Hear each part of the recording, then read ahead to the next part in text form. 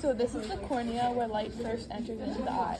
It protects the rest of the eye and bends light to help the eye focus.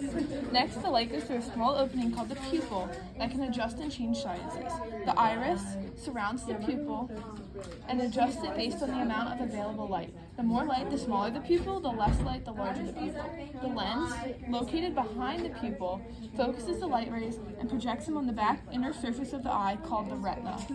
Accommodation is how the lens bends light to focus images, both near and far, on the retina. Nearsightedness occurs when the image is focused in front of the retina, and then farsightedness occurs when the image is focused behind the retina. The fovea is a small indent in the center of the retina where we can see things most clearly. This is because the fovea has the most cones in a small spot.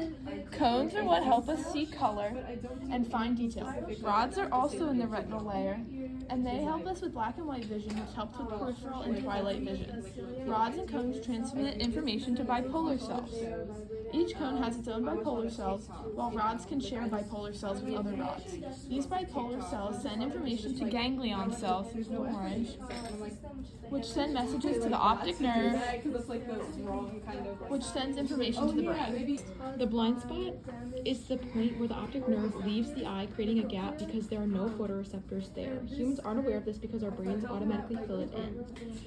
The optic chiasm is where the nerve fiber from each eye cross over each other into their side of the brain. Right halves go to the left brain and left halves go to the right brain. The information is first sent to the thalamus, which then sends it to the visual cortex for processing. This visual cortex is located in the occipital lobe, the part of the cerebral cortex involved in vision.